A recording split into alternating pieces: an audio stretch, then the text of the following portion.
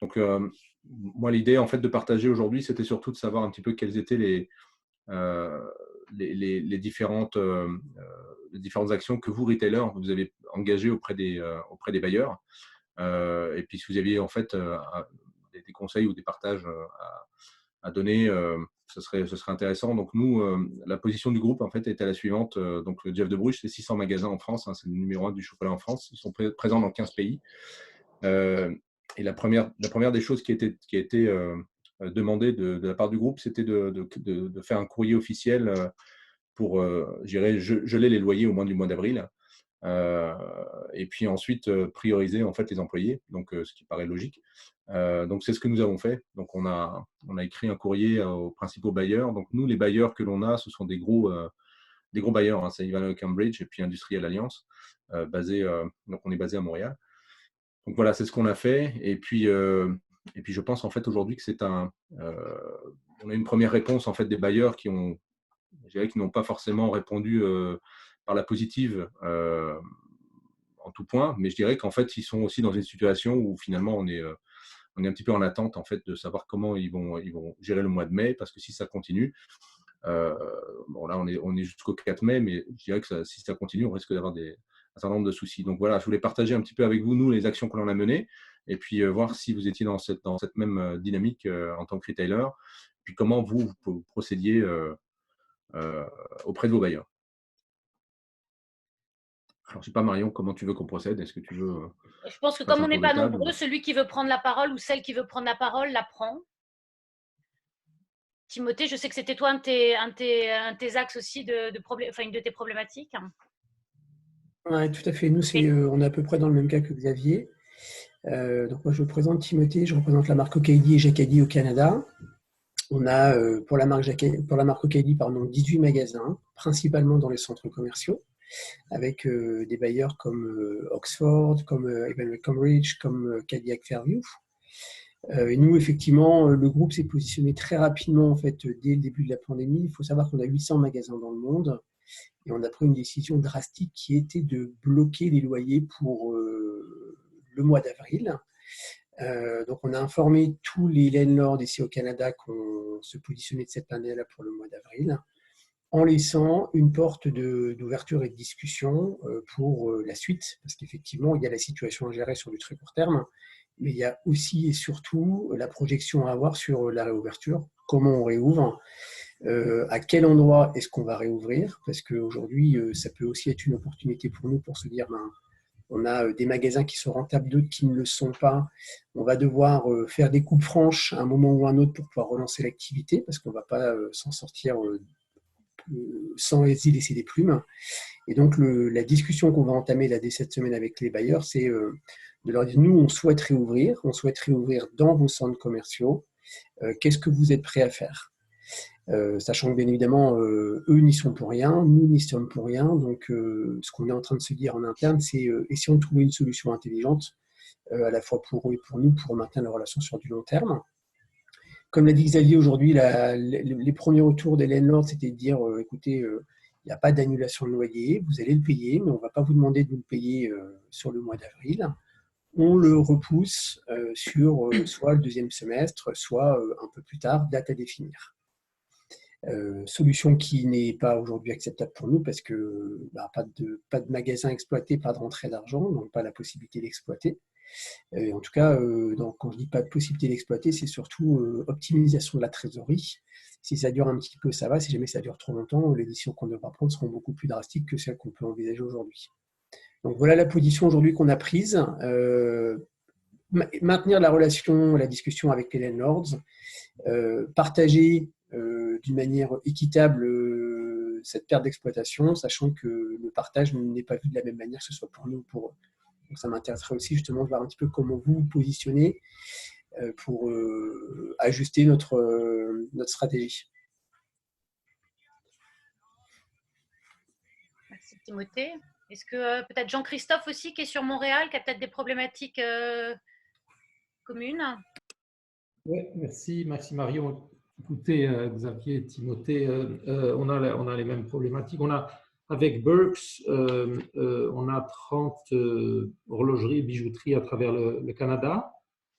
Et on a les mêmes problématiques parce que les landlords sont aussi Ivanhoe, Cambridge, Oxford, Cadillac, Fairview et quelques indépendants. En fait, le truc est assez complexe. Je ne sais pas si vous suivez les webinaires du Retail Council of Canada ou du CQCD. Le Retail Council of Canada a 3 webinaires par semaine, lundi, mercredi et vendredi. Je crois qu'il faut être membre pour accéder au webinaire. Ils sont très actifs, extrêmement bien renseignés et très connectés, évidemment, puisqu'ils ont un statut de lobbyiste. Donc, ils ont des accès à Ottawa qui sont de première main, on va dire. La problématique des baux, c'est que ce sont des contrats qui sont très à l'avantage des propriétaires. On a, en tant que détaillant, quand on regarde les contrats, c'est même la question de la force majeure est écartée. Donc, en cas de force majeure, il faut payer d'abord et discuter après. Donc, ce qui se passe, et c'est vrai, c'est la réalité des contrats. Donc, comment on fait quand on a des engagements contractuels? Je pense qu'on a la chance aujourd'hui d'être tellement nombreux qu'ils ne vont pas engager leurs avocats pour suivre tout le monde. Ça les mènerait à la faillite. Bon, tellement les frais d'avocat seraient élevés.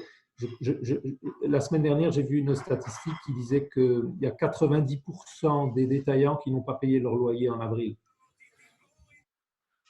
Alors, nous avons adopté plusieurs dossiers. On a commencé plusieurs dossiers. D'abord, il y a le dossier des assurances. Ce n'est pas très épais comme cas parce que sur l'assurance, il y a business interruption. Les clauses de business interruption, en général, quand on les regarde, il faut que vous regardiez vos contrats d'assurance, mais il faut qu'il y ait des raisons matérielles pour qu'on puisse invoquer la clause de business interruption. Et les raisons matérielles, souvent, c'est s'il y a un feu, il faut qu'il y ait de la fumée, que la fumée ait abîmé les lieux. Il faut que ce soit constatable. Alors, bon, je connais des détaillants qui vont argumenter sur le fait que dès la réouverture, le fait qu'on ait des sanitizers, qu'on ait le port du masque, peut-être éventuellement des panneaux de plexi pour faire les paiements. Tout ça est matériel, donc il y a peut-être un argument à jouer là-dessus. Il y a certains détaillants qui disent on ne va pas gagner du tout avec les assurances, mais on va quand même déposer un dossier auprès des assurances, ça va nous permettre de gagner du temps. Et on en tirera peut-être quelque chose parce que si jamais les landlords nous emmènent jusqu'en cours, il n'y aura peut-être pas beaucoup de juges qui oseront donner raison aux landlords contre le détaillant. Alors ça, ce sont des suppositions qui font qu'on est dans la spéculation totale et on ne sait pas combien de temps ça va durer. Donc, notre posture chez Bucks consiste surtout à dire attendons encore un peu. On n'a pas payé avril, comme je le disais, comme 90% des détaillants du Canada. Les landlords sont nombreux à adopter une posture extrêmement rigide, en disant le contrat c'est le contrat, le loyer c'est le loyer. Dans tous les cas sauf 2, on a à peu près 15 landlords. Tous les landlords ont accepté un report de loyer, ça ne veut pas dire une baisse de loyer, hein, parce que le loyer il est dû de toute façon. Donc si on ne le verse pas première semaine du mois, il sera dû à un moment ou à un autre. Les landlords ont accepté un report de loyer. Nous pensons que si on ne paye pas le mois de mai, ça va commencer à peser lourd sur la trésorerie des propriétaires. Et à partir de là, ils seront peut-être plus aptes à accepter une négociation et ils auront moins une attitude rigide et exigeante pour leur loyer. C'est notre tactique, on va encore attendre. Il y a une autre raison pour laquelle on va attendre, c'est que les landlords, les grands landlords, les Cadillac Fairview et les Ivanhoe et Oxford et d'autres, deux autres, je crois, se sont regroupés pour négocier avec le gouvernement canadien une structure de financement. Ils savent bien que les détaillants ne vont pas pouvoir payer. Certains, il va y avoir des faillites en pagaille et il est évident que les questions de restructuration, si on a un bon dossier de faillite, on peut en profiter pour faire de la restructuration, c'est quand même très risqué, hein. Donc les landlords sont prêts à aider les détaillants à condition que les détaillants y mettent du leur, et en ce moment les négociations qui ont commencé il y a 2-3 semaines déjà, hein, apparemment avance, c'est ce que dit le Retail Council of Canada. Les négociations avancent, si bien que peut-être cette semaine, ou en tout cas pas plus tard que la semaine prochaine, on aura des nouvelles au niveau des grands landlords, qui nous permettra, je dirais, d'avoir un benchmark, en tout cas pour le Canada, lorsqu'il s'agit de négocier avec les autres landlords. Mais il est évident que même si on obtient une baisse de loyer, même si on obtient l'engagement de certains assureurs, et que le gouvernement accepte de payer une partie de tout ça, il va falloir payer des loyers à un moment ou à un autre. Et la vraie problématique, c'est, OK, on reporte le loyer. Pour moi, la problématique, elle est évidemment, on ne paye pas parce qu'on préserve le cash, c'est évident, mais on reporte les loyers pour jusqu'à quand et combien de loyers on va reporter? Et est-ce qu'au moment de la réouverture, au moment des échéances qui auront été négociées, est-ce qu'on aura la capacité de payer, en fait? Parce qu'on ne fait que faire du report de dette. Le report de dette, disons dans 3 mois, dans 6 mois, ça dépend de la bienveillance de certains landlords. Au moment où il va falloir payer, c'est peut-être 1 mois, 2 mois de loyer qu'on va devoir payer, en plus du mois qu'il faut payer, parce que ce sera le mois de août, septembre, octobre. Et à ce moment-là, la trésorerie, j'ai la conviction que la trésorerie des détaillants, elle ne sera pas suffisante pour payer les loyers qui auront été renégociés. Donc, la problématique, elle est très profonde et elle risque de s'inscrire pendant très longtemps à l'agenda des détaillants. Je crois que c'est la problématique principale aujourd'hui pour les détaillants. Et c'est pour ça qu'il faut trouver une solution qui sera avec l'intervention des pouvoirs publics, il me semble.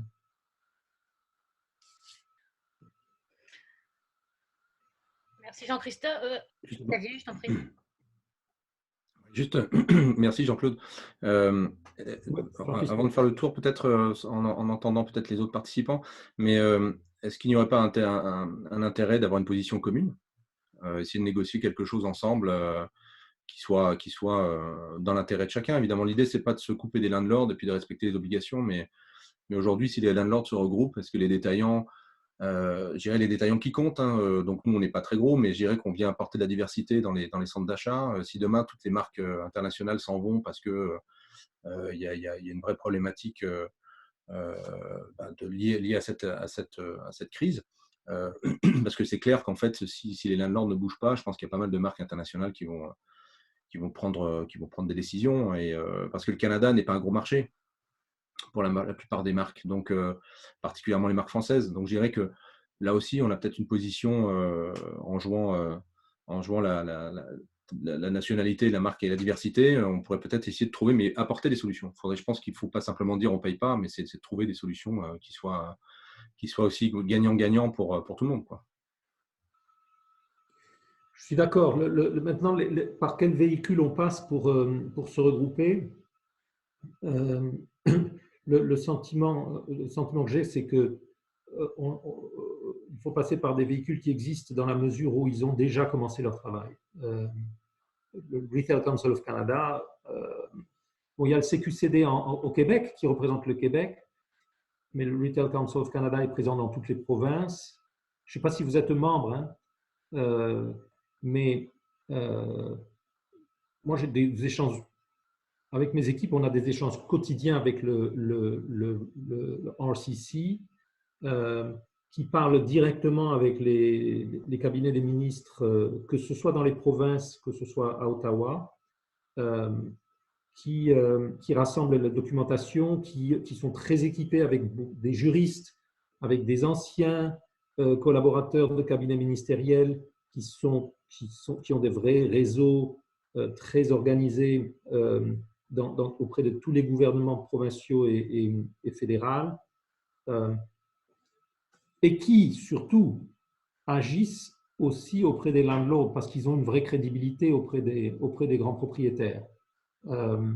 Ils ont des dossiers très anciens et très fréquents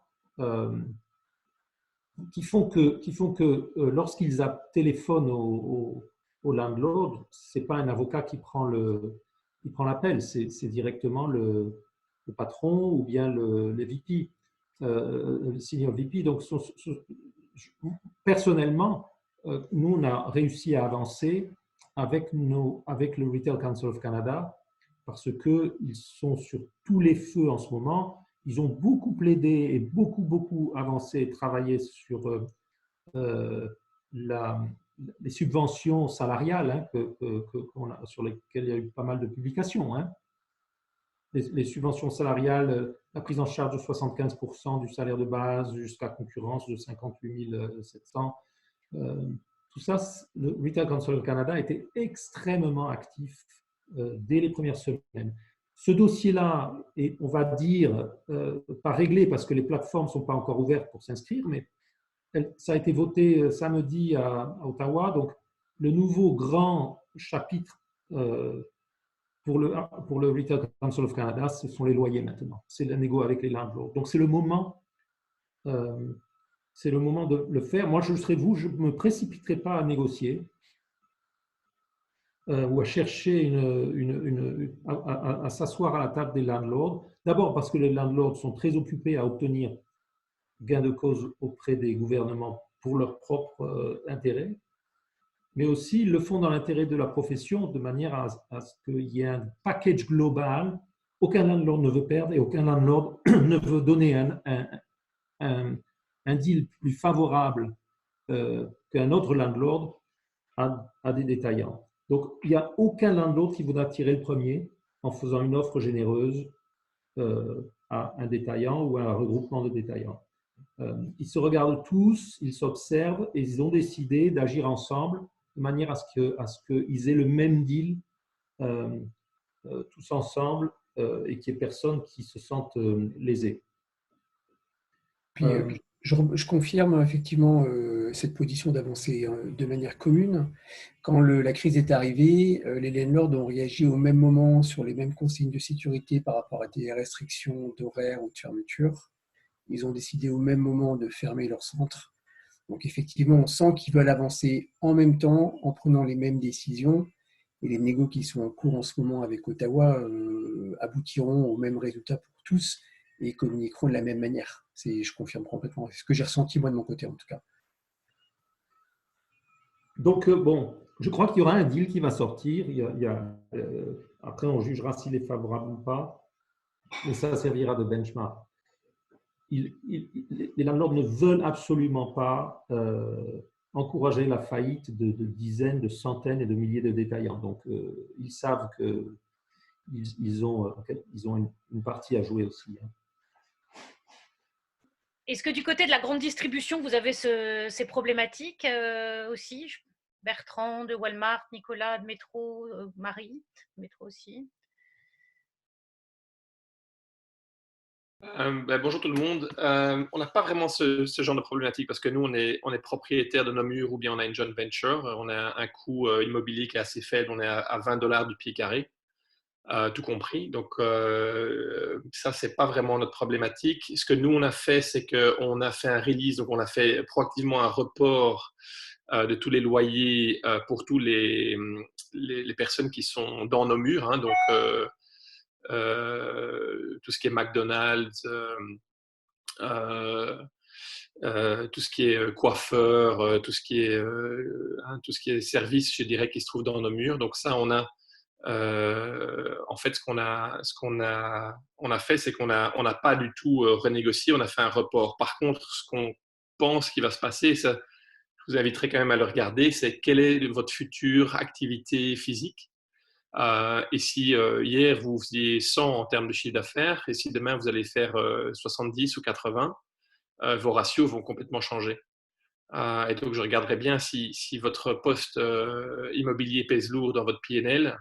Et de nouveau, ce n'est pas vraiment le cas chez nous.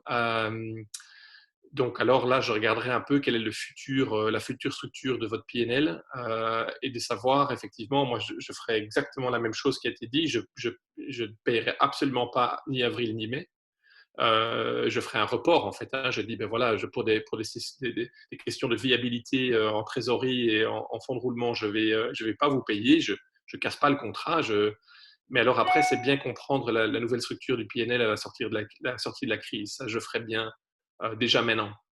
Parce que ça va tout de suite vous donner une position sur, eh bien, aujourd'hui, je pouvais payer, ou hier, je pouvais payer X pour mon salaire et mon PNL fonctionnait.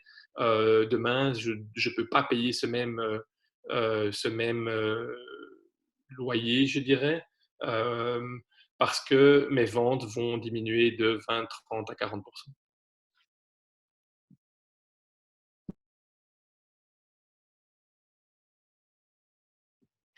Ouais, nous, au niveau de Métro, hein, je peux parler un petit peu là-dessus. Nous, en fait, on a effectivement des baux, notamment auprès de nos indépendants, mais on est bien sûr en activité. Donc, tant qu'on a des entrées d'argent, c'est sûr que c'est pas du tout la même problématique que vous vivez. Nous, on n'a aucun souci en fait de ce côté-là, et donc les baux sont payés, les loyers sont payés. C'est pas du tout la même dynamique. Donc, malheureusement, c'est sûr qu'il y a là-dessus, nous, on est complètement différent, effectivement, de ce que vous vivez présentement.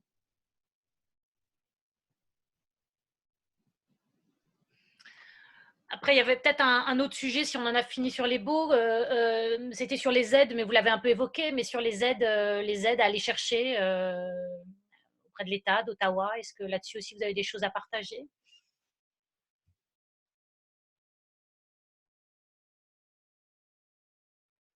C'est un de tes sujets, Xavier?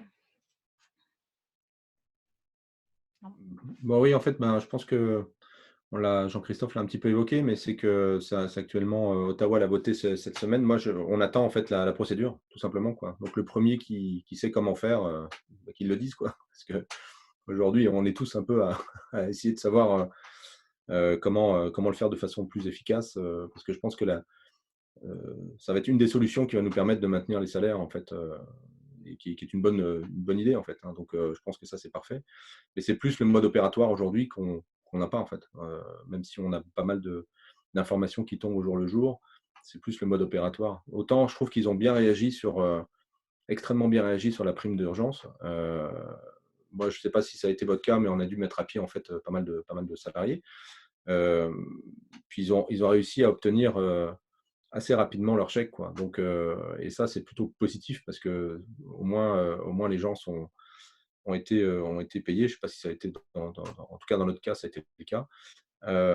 Mais c'est certain que nous, l'idée, c'est pas de les perdre, parce que plus ça va durer, plus les gens vont repartir dans le marché du travail. Et c'est ça la catastrophe pour les retailers. Après, ça va être notre capacité à pouvoir garder les gens. Donc, si on peut bénéficier de ces 75%, ça va être quand même quelque chose qui va nous permettre de fidéliser et de garder, en tout cas, les employés clés.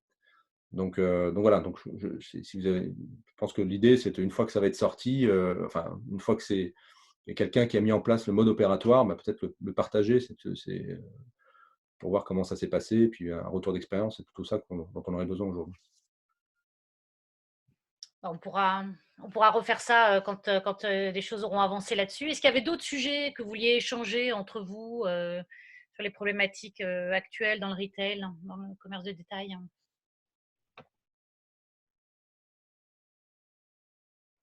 Au niveau des aides aux salariés aussi, il y a le Québec qui a décidé un système assez intéressant qui est lié à la formation. Il ne faut pas hésiter à regarder ça. C'est sur la Chambre de commerce de Montréal a pas mal écrit là-dessus. Si vous allez sur le site de la Chambre de commerce, et puis le CQCD a pas mal écrit là-dessus aussi. L'objectif, c'est que je ne connais pas exactement les détails du projet.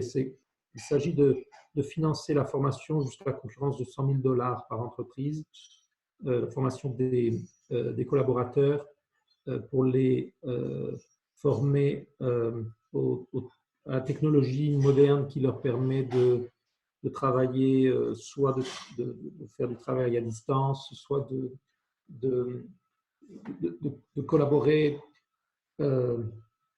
sans être présent au bureau et tous ces trucs-là. Là, ce sont des subventions qu'il faut aller chercher aussi sans hésiter. Hein.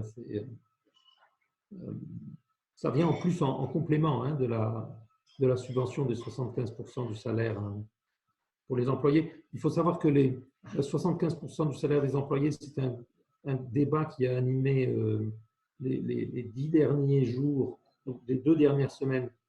Les 75% sont valables aussi pour les employés qui sont encore en poste. Hein. Ce n'est pas simplement les employés qui ont été mis à pied qui vont bénéficier du 75% de subvention. C'est la totalité des employés de l'entreprise, qu'ils soient actifs ou inactifs. Ça vaut la peine d'être précisé parce que ce n'était pas clair dans les propos du gouvernement fédéral. Et bien sûr, vous avez vu que les premières annonces ont été que l'entreprise pouvait se qualifier pour ça si le chiffre d'affaires avait baissé de 30% minimum au mois de mars, et puis ils ont revu le pourcentage à 15%. Donc, ils font tous les efforts pour que le maximum d'entreprises puissent en profiter. Hein. Pour vous partager, on a effectivement contacté les organismes pour la prime à la formation. On a eu du mal à les joindre. Par contre, on a laissé un message, ils nous ont rappelé pour nous donner tous les détails. Il y a un dossier à remplir qui est assez fastidieux, mais je pense qu'on a le temps de le faire. Mais en tout cas, on a tout à gagner pour pouvoir le faire. Il faut justifier en fait d'un plan de formation qu'on va mettre en place auprès de nos équipes. Et une fois que c'est validé par l'organisme, derrière, c'est bien.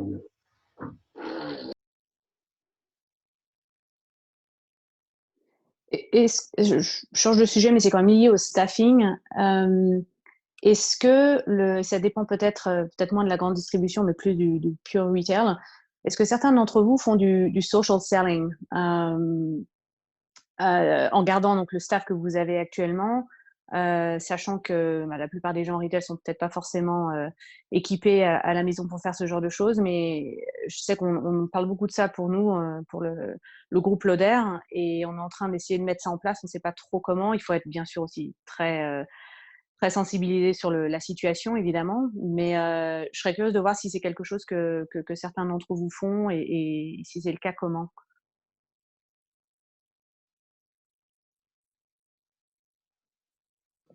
Je ne connais pas le social selling. Elodie, c'est quoi? Le social selling, c'est en gros d'encourager les ventes en ligne via du staffing qui reste à la maison parce qu'il ne peut pas vendre en magasin. Et donc, on les équipe pour faire de l'éducation aux clients. Donc, bien sûr, dans l'industrie des cosmétiques, c'est peut-être un peu particulier, mais d'avoir un contact avec le client pour bien sûr l'encourager à faire ses achats en ligne ou simplement du conseil, tout simplement, parce qu'on sait pertinemment qu'aujourd'hui, on n'est pas dans l'optique à faire un maximum de ventes parce qu'on sait que les gens n'ont pas forcément le pouvoir d'achat, etc. Mais c'est de garder le contact avec le client, en fait.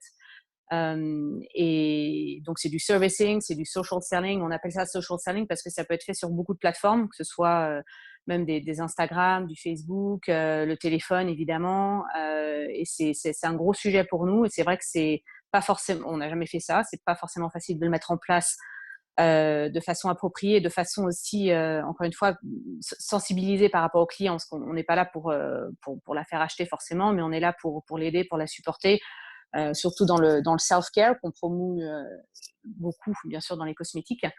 Et c'est vrai que pour nous, c'est un peu une grosse problématique, comment on garde le contact avec le client.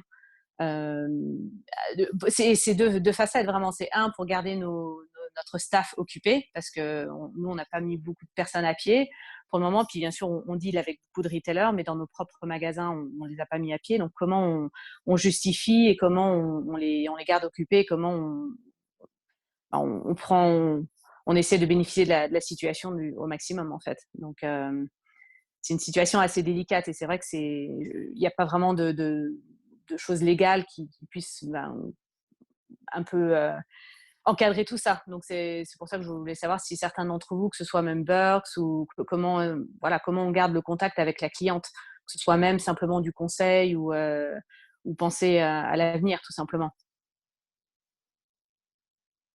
Mais c'est peut-être pas quelque chose que vous faites ou même dans les, je sais pas, il y avait OKD mais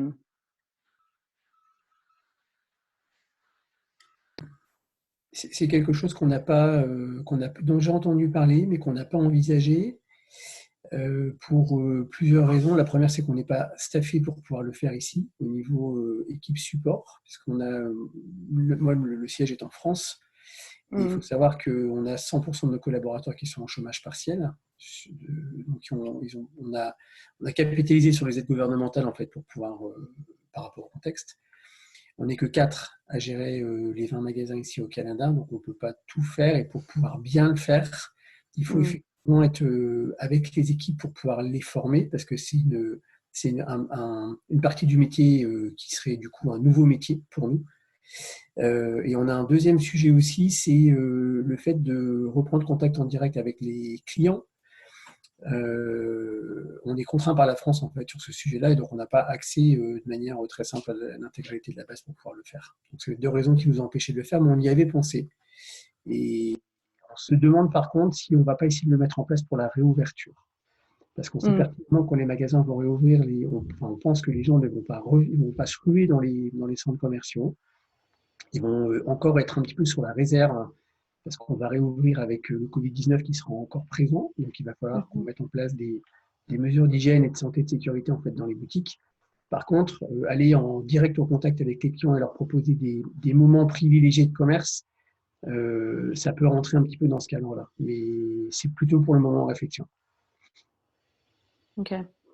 Ouais, non, c'est sûr que post-réouverture, ça c'est encore une autre problématique, mais le côté service va changer énormément. Enfin, c'est évident. C'est évident, oui. C'est évident.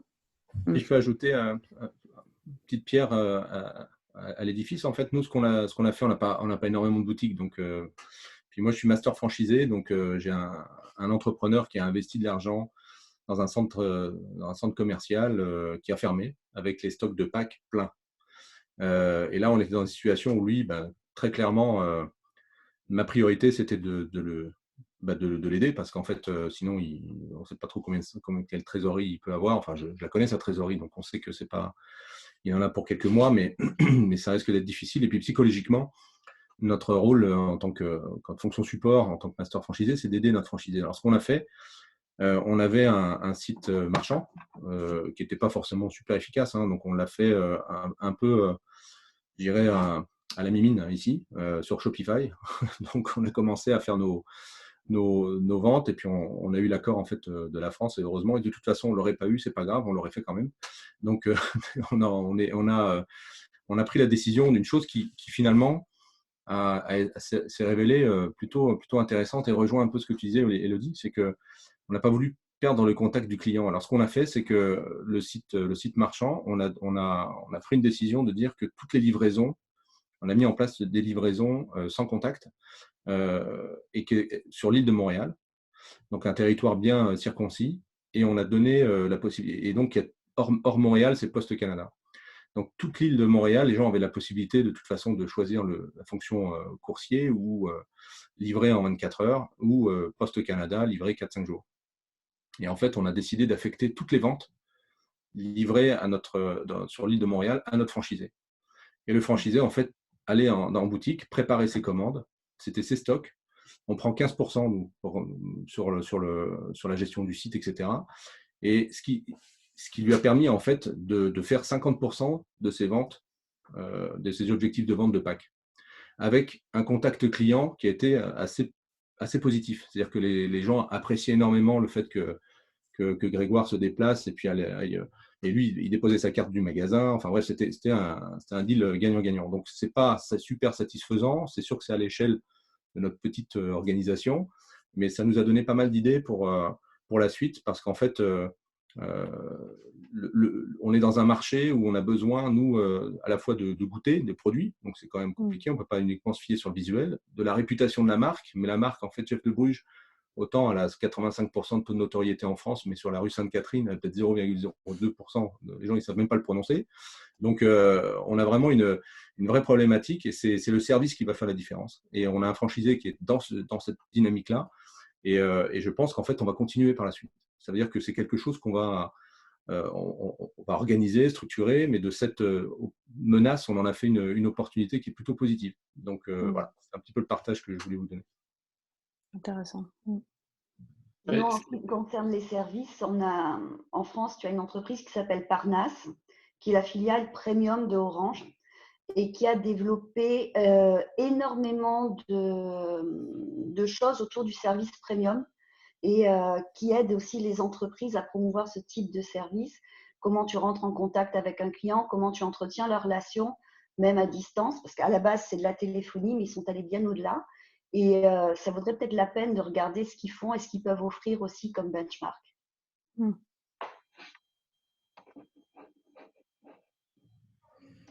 J'ai compris ce que veut dire social selling.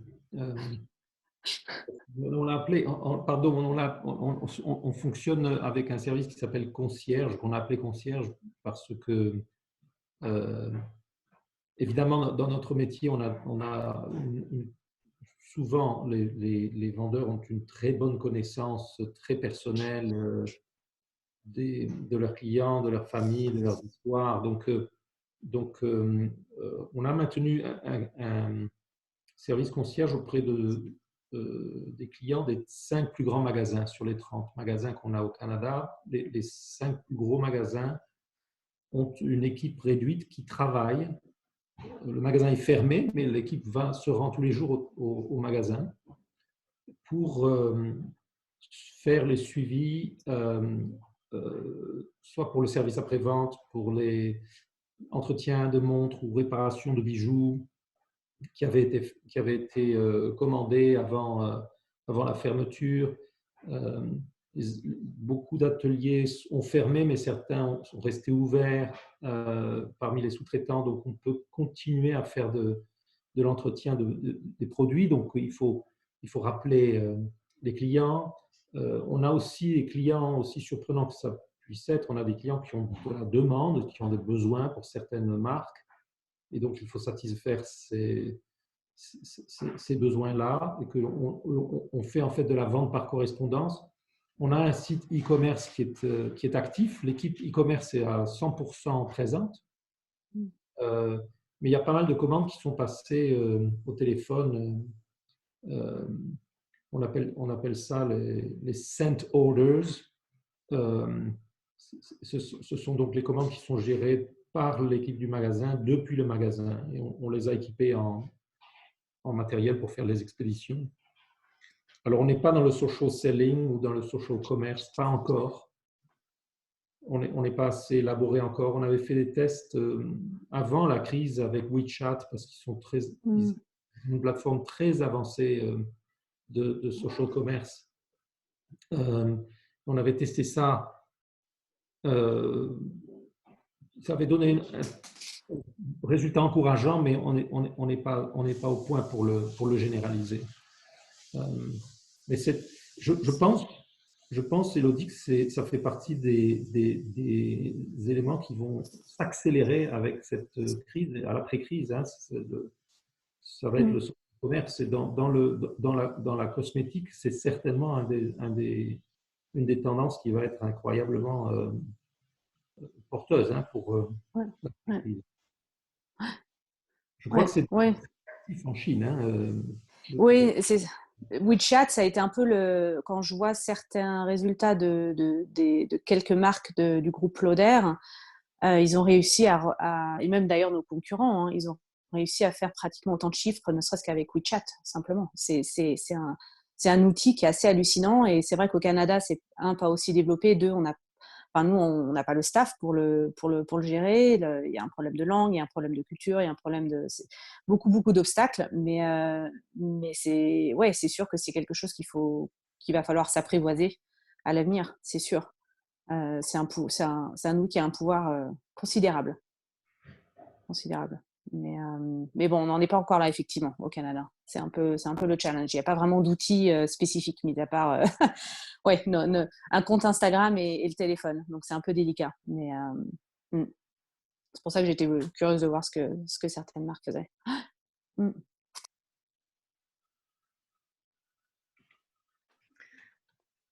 Parfait. Et si je peux un peu aider, parce qu'on a quand même pas mal de données. Donc, on voit en fait comment est-ce que le client, et effectivement, on n'est pas du tout chez Walmart dans le luxe, hein, ça c'est sûr.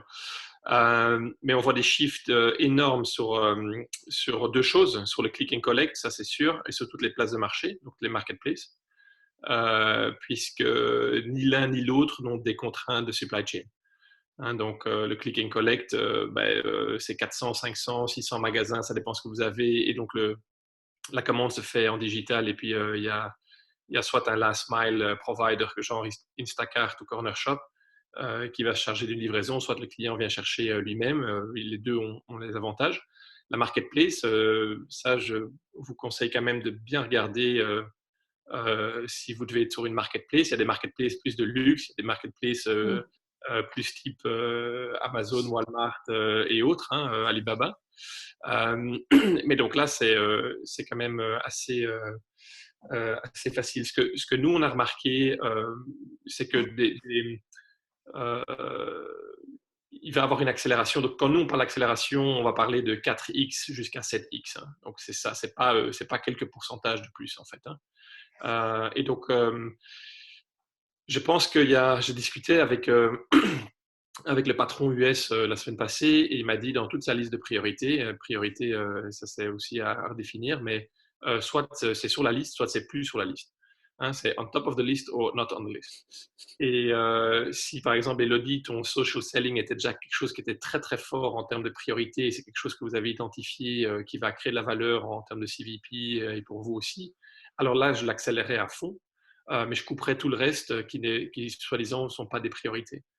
Si c'est quelque chose que vous voulez tester en temps de crise, ça peut marcher, mais c'est peut-être aussi plus compliqué, quoi, si ce n'est pas une priorité stratégique. Oui. Et donc, ce que nous, on a fait ici, c'est qu'on a réduit les priorités à 4 pour toute la boîte ici au Canada. Et les 4 sont assez simples, c'est sécurité et santé, c'est tout ce qui est availability, donc c'est tout ce qui est approvisionnement, on va dire, mais aussi gérer des stocks qu'on a trop, hein, parce qu'on a plein de vêtements et de barbecue, on ne sait pas quoi en faire. On a toute la gestion du prix et on a toute la gestion de l'e-com. Et on ne fait rien d'autre. Et donc, effectivement, ça permet aussi de réfléchir un peu à ce qu'on faisait avant. Mais moi, ce que je dirais, c'est que si social selling ou n'importe quelle priorité est quelque chose de très, très important pour dans 3 à 5 ans, j'y investirai du temps. Sinon, ce n'est pas la peine d'éparpiller ses forces et de garder les 3 priorités ou les 4 si vous avez le bandwidth pour le faire. Et alors, je reviens 2 millisecondes sur ce que Jean-Christophe a dit sur le Retail Council of Canada.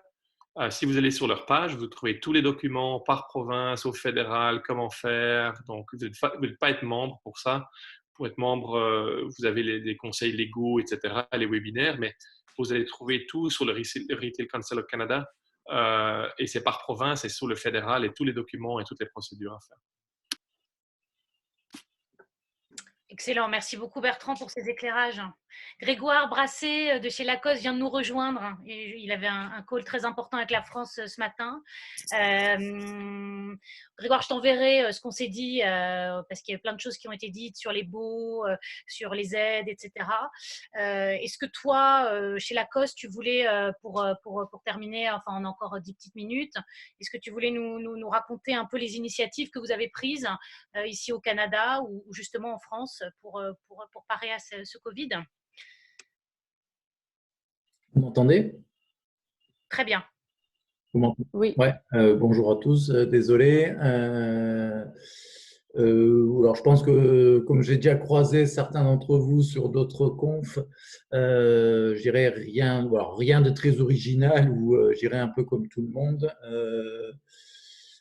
Si je peux donner quelques points, ce qui est intéressant, étant une marque internationale, nous on voit un le business qui se relance en Asie tout doucement, que ce soit Japon, Corée du Sud et Chine, avec des résultats qui peuvent être assez diversifiés, mais ce qu'on voit aujourd'hui, c'est une explosion du e-com, une explosion de tout ce qui est cross-canalité, premièrement. Deuxièmement, on avait fait le choix, nous, de relancer la business Asie. On va le faire pareil dans le reste du monde sur quelque chose d'assez optimiste et très colorful, et on se rend compte que ça fonctionne très bien. Après ces périodes de stress et de confinement, le consommateur est très avide de choses un peu plus légères, un peu plus fun. Et nous, après le shutdown, le sujet est vraiment continuer à investir énormément sur l'expérience client. Et entre autres, l'expérience client, là, on va dire, s'agrandit d'une nouvelle panoplie qui est la sécurité de nos clients durant leurs achats. Donc, on est en train de mettre, guidé par la Chine, qui est d'une très grande aide, parce que je ne sais pas si vous en avez déjà parlé, mais ils ont déjà vécu ça plusieurs fois sur les dernières années ou dernières dizaines d'années. Donc, ils sont très, on va dire, réactifs, très à l'aise et très créatifs sur ce sujet-là. Donc aujourd'hui, on travaille énormément sur la réouverture, nous, sur la sécurisation de l'achat client, donc dans un contexte de relaunch business un peu plus avec un peu de fun. Donc voilà, autrement, comme vous, le business est fermé, on tourne un peu sur de l'e-com. Tant qu'on peut, mais notre chaîne supply est aussi très impactée par la crise, hein, que ce soit entrepôt ou carrière, donc compliqué. Et comme vous, aujourd'hui, les gros sujets étant retailer sont la gestion de notre cash à court terme et de notre PNL à moyen terme. Donc, et là-dessus, les trois gros sujets sont nos achats de produits, sont notre personnel, qu'on veut au maximum garder durant cette crise. Et dernièrement, les landlords, donc il y a un très très très gros sujet. Pour l'instant, pas trop d'avancées, juste des décalages de paiement, donc qui sont bien pour le cash, mais aucun impact sur le PNL, donc en négociation pour avoir à minimum des réductions fortes de loyer pendant la crise. Voilà rapidement, je pense que j'ai redit sans doute certaines choses que vous avez dit avant. Merci beaucoup. Il y avait aussi une question d'Élodie qu'elle avait posée sur le social selling. Est-ce que chez Lacoste, comment est-ce que vous gardez le contact avec le client pendant cette période? Donc nous, on a la chance d'avoir un business e-com qui est assez puissant. Puissant aujourd'hui, c'est selon les pays entre 12 et 20% du chiffre d'affaires. Donc aujourd'hui, notre site e-com nous permet de garder ce contact, on va dire, avec notre client final. De deux, et ça, c'est fortement guidé par tout ce que la Chine nous amène aujourd'hui sur les réseaux. On essaie de communiquer aussi pour garder ce contact avec nos clients. Et dernièrement, alors c'est aussi une spécificité de Lacoste, nous on a des clients aujourd'hui qui sont des clients assez fidèles, donc c'est aussi une des responsabilités des managers et une partie de nos employés retail que nous avons gardés sur le payroll pour l'instant. Je dis pour l'instant parce que le problème c'est qu'on ne sait pas combien de temps va durer la crise, on ne sait pas si on va pouvoir garder tout le monde sur le payroll après la fin avril. Ils ont ce rôle de garder un contact avec nos clients VIP. Alors, et ce n'est pas du tout faire de la vente, c'est plutôt parce qu'il y a souvent des contacts entre certains de nos vendeurs ou certains de nos directeurs de magasins et certains clients qui sont très forts. Donc, de garder ce contact-là pour se renseigner, les informer ou des choses comme ça. Donc, on se sert des réseaux, que ce soit des réseaux de tout ce qui est notre e-com pour garder le contact et la plus business et les tenir informés. Via les réseaux sociaux, on fait aussi régulièrement des communications sur le positionnement de la marque. Là, on va dire plutôt pendant cette période de crise. On a communiqué sur le fait qu'on gardait la totalité de nos salariés sur notre payroll ou qu'on leur compenserait pour que jusqu'à fin avril, ils aient la totalité de leur salaire. On communique aussi pas mal sur le fait que dans beaucoup de nos usines aujourd'hui, Nous fabriquons des masques, nous fabriquons des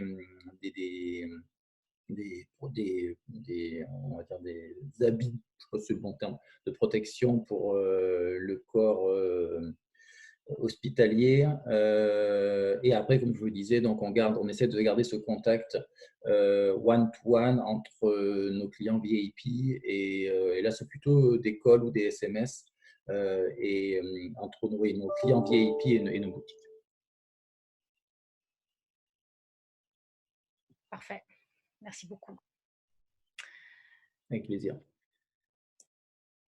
Si vous avez quelque chose à ajouter, c'est le moment.